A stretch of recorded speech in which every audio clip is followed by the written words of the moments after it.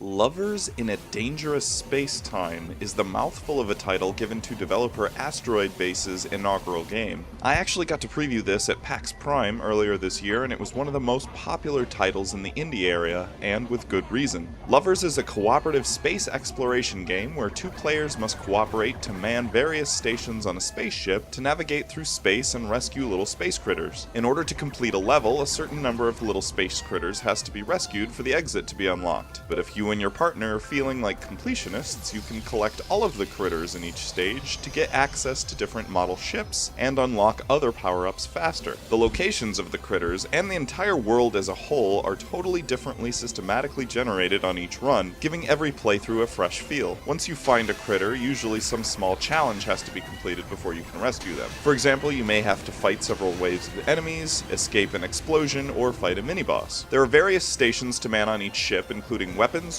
shields, engines, and a powerful Yamato cannon weapon. There are several campaigns that are made up of 4 levels and a final boss fight. Each level offers upgrade crystals that you can install in your systems that will persist throughout the campaign. Deciding which crystals to place in which systems is initially a fun experimental learning process, but I've found once you know what the crystal combinations do, you usually fall into a pattern of upgrading that results in a familiar ship layout each time. But there are also several ship layouts to unlock in the game, each with their own stats and quirky gameplay rules. For instance, there's one unlockable ship that constantly rotates around while you play, making locating and controlling your character within the ship quite a challenge. But as a trade-off, the ship is also immune to terrain damage. I'm a sucker for these kinds of unlockable gameplay variations, and this game reminded me quite a bit of my favorite, FTL, from the space exploration and battles right down to the unlockable ships. Obviously, the gameplay is nowhere close to the same, but there are similarities to be drawn between the two roguelike space exploration games. There are only 2 crew members, making coordination and teamwork a key to success in this game. Communication with your partner is necessary, and coming up with a good strategy is vital so that you and your teammate aren't running into the same stations to man the same systems. Once you get that strategy established, and you and your partner know how to run the ship like seasoned space travelers, it's a really neat feeling. But it's also just as fun to yell and scream at your partner when things are going horribly wrong and your ship is about to explode. Lovers in a Dangerous Spacetime offers the best experiences for couch co-op play. It's conceptually simple to learn and easy to pick up and play, but there's still a decent amount of strategy, skill, and depth to be found here as well, and applying these strategies, skill, and depth of understanding of the game is especially necessary in the later levels where the difficulty gets ratcheted up quite a bit. I really enjoyed this game. It's one of the best couch cooperative experiences I've had. If you and a friend are looking for something to play, you can't go wrong with Lovers in a Dangerous Spacetime.